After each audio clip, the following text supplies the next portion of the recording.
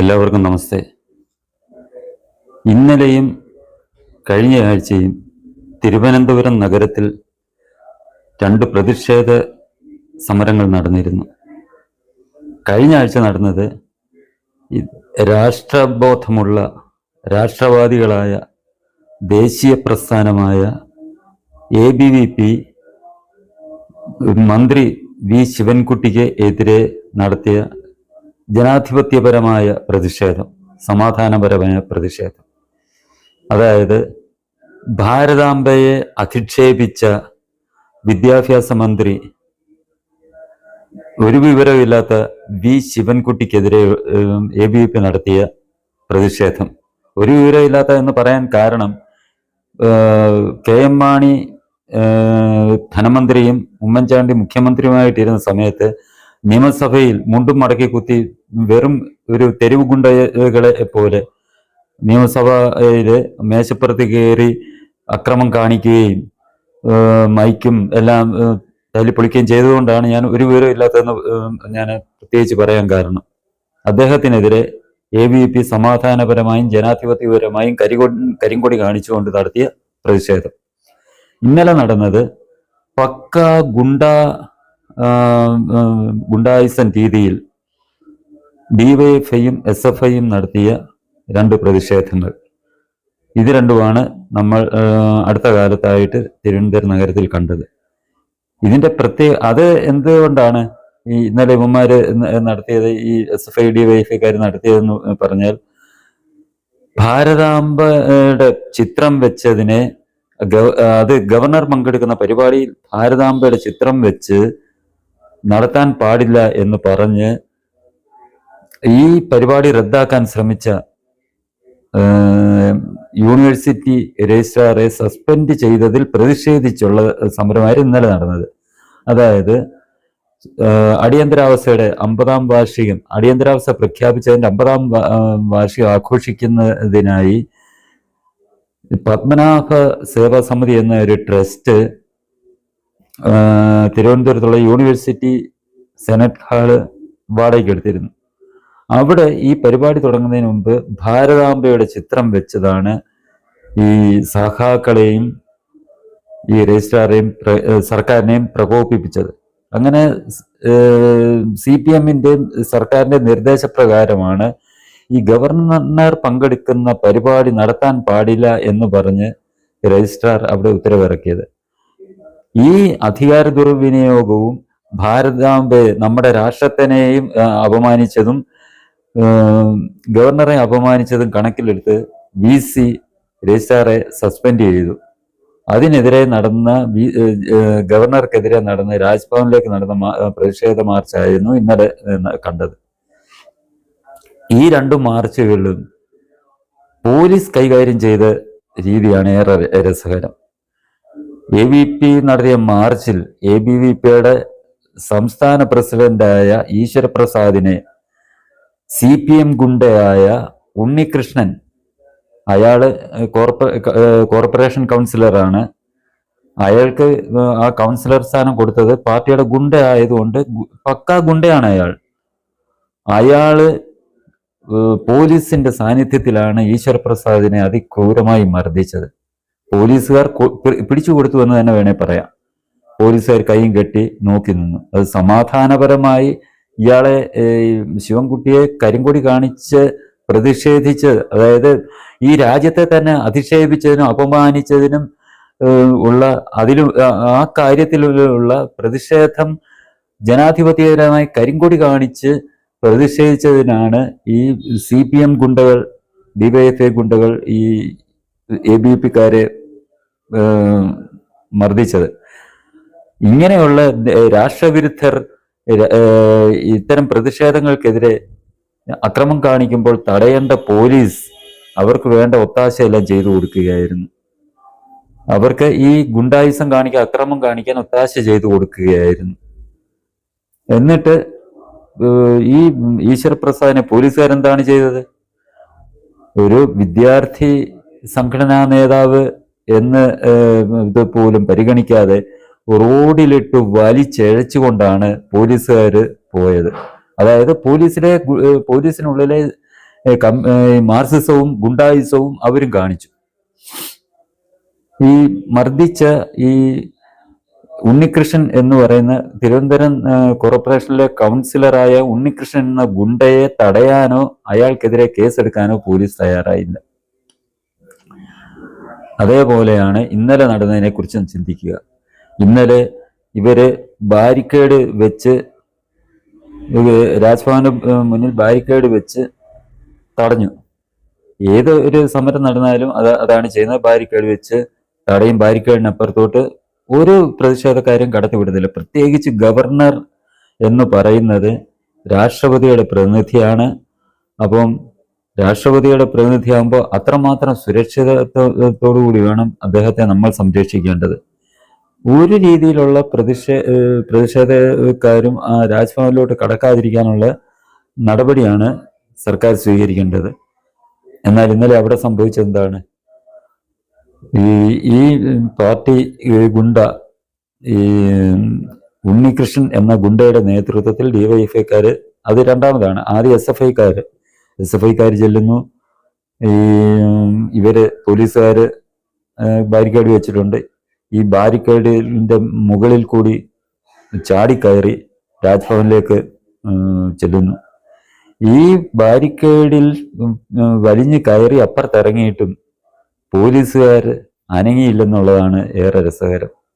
തടയാൻ ശ്രമിച്ചില്ല. ഇവര് അപ്പുറത്ത് ചെല്ലട്ടെ, അവിടെ ചെന്നിട്ട് രാജ്ഭവനിലോട്ട് കടക്കട്ടെ, രാജ്ഭവനിൽ കടന്നു എന്ന് ഗവർണറെ ആക്രമിക്കട്ടെ എന്നുള്ള സമീപനമാണ് പോലീസുകാർ സ്വീകരിച്ചത്. അത് തടയാൻ ശ്രമിച്ചില്ല. അവരെ ഈ അക്രമം കാണിച്ചവരെ ലാത്തിച്ചാർജ് നടത്താനോ അവരെ കസ്റ്റഡിയിലെടുക്കാനോ പോലീസുകാർ ശ്രമിച്ചില്ല.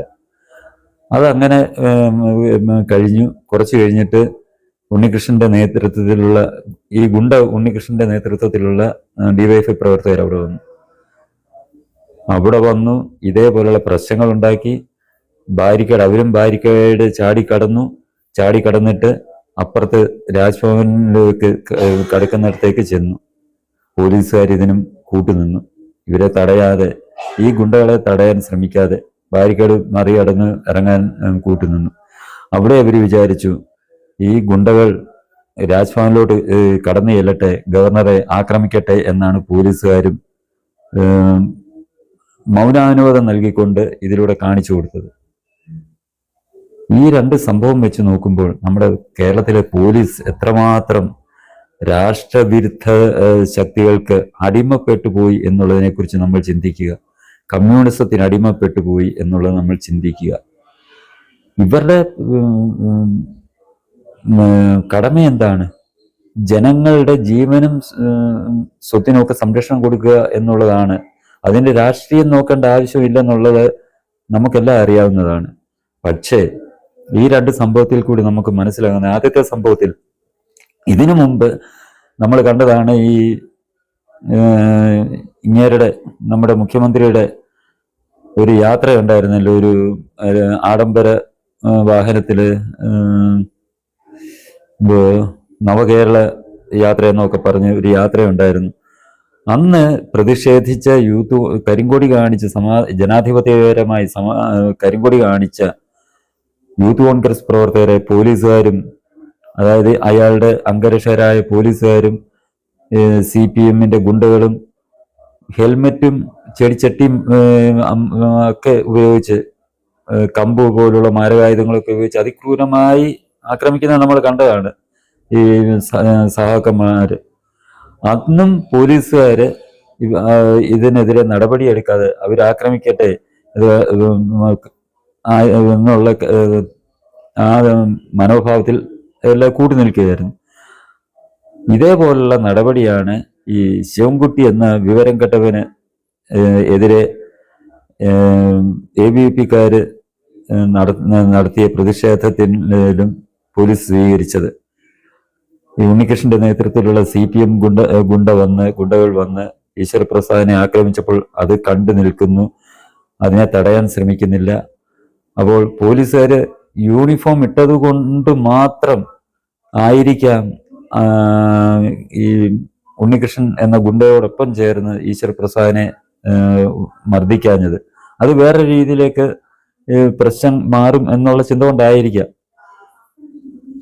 അതിനുശേഷം ഈശ്വർ പ്രസാദിനെ വലിച്ചഴിച്ച് റോഡിൽ കൂടെ കൊണ്ടുപോയി അവരുടെ കൈത്തരിപ്പ് മാറ്റുകയും ചെയ്തു.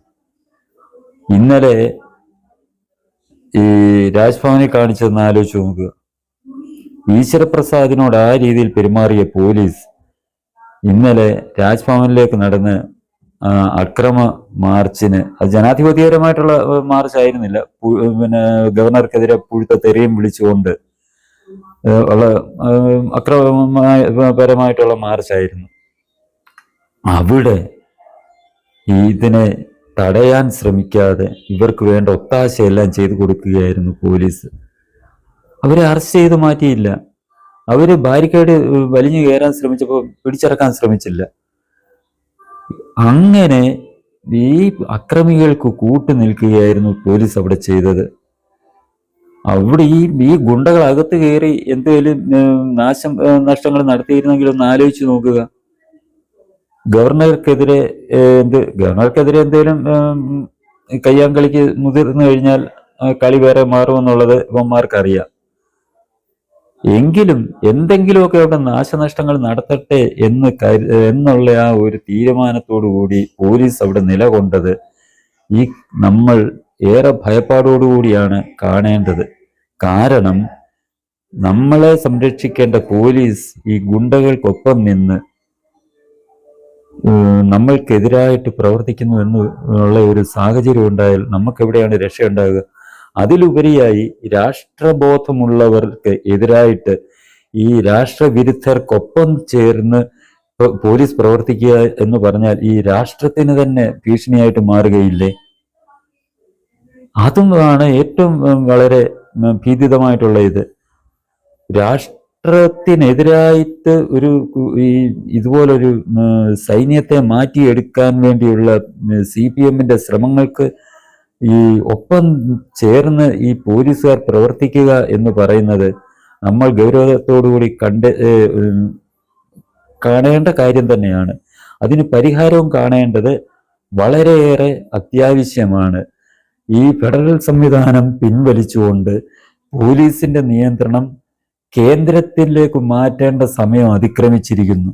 ഇപ്പോൾ തന്നെ അത് ഒരുപാട് വൈകിപ്പോയി. കാരണം കേരളത്തിലെ പോലീസിലെ രാഷ്ട്രവിരുദ്ധരുടെ സാന്നിധ്യം കൂടുതലാണ്. രാഷ്ട്രവിരുദ്ധ ബോധം, അതായത് കമ്മ്യൂണിസ്റ്റ് ബോധം കേരളത്തിലെ പോലീസിൽ വളർത്തിയെടുക്കുന്നതിൽ ഒരു പരിധിവരെ ഇത് മാർക്സിസ്റ്റ് ബോധം വളർത്തിയെടുത്ത് ഒരു പരിധിവരെ പോലീസിനെ നമ്മുടെ രാഷ്ട്രവിരുദ്ധ ചേരിയിലേക്ക് മാറ്റി എടുക്കാൻ ഇവർക്ക് കഴിഞ്ഞിട്ടുണ്ട്. അതിന് ഏറ്റവും വലിയ ഉദാഹരണമാണ് ഇവര് തികച്ചും രാഷ്ട്രവിരുദ്ധരാണെന്നുള്ളതിന് ഉദാഹരണമാണ് കഴിഞ്ഞ ദിവസം ഏതോ ഒരു പരിപാടി ഗോവിന്ദൻ പറഞ്ഞിരിക്കുന്നു, അമേരിക്കയേക്കാൾ ചൈന വളർന്നതിൽ അഭിമാനമുണ്ടെന്നും സന്തോഷമുണ്ടെന്നും.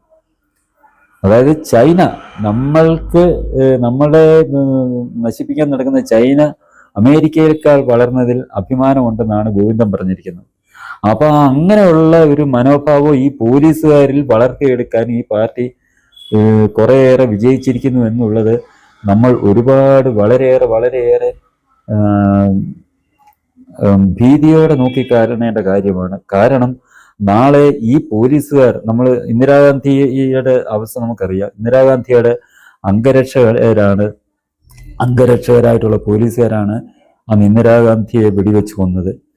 ഇതേ അവസ്ഥ ഇവിടുത്തെ പോലീസുകാർ ഗവർണർക്കെതിരെ സ്വീകരിക്കില്ല എന്ന് നമ്മൾ ഏത് രീതിയിൽ വിശ്വസിക്കും?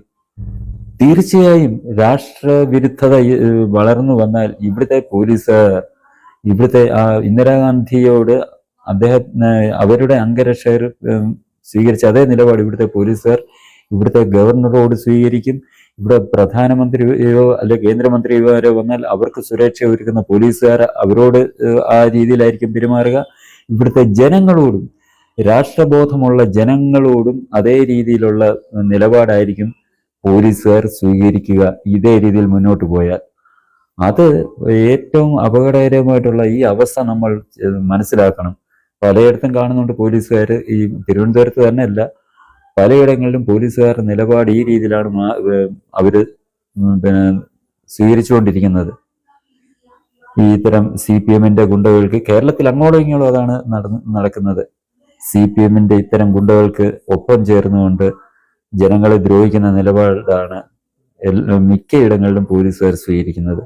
ഇത് മാറ്റിയെടുക്കണം എന്നുണ്ടെങ്കിൽ ഈ പോലീസിന്റെ നിയന്ത്രണം, സംസ്ഥാനങ്ങളിലെ പോലീസിന്റെ നിയന്ത്രണം കേന്ദ്രം തന്നെ നേരിട്ട് നടത്തണം എന്ന ഒരു കാര്യം ഗൗരവമായി ചിന്തിക്കേണ്ട തലത്തിലേക്ക് എത്തിച്ചിരിക്കുകയാണ്. ഇനി ഈ ചാനൽ സബ്സ്ക്രൈബ് ചെയ്യാനും ബെൽ ബട്ടൺ അമർത്താനും ലൈക്ക് ചെയ്ത് ഷെയർ ചെയ്യാനും മറക്കരുത്.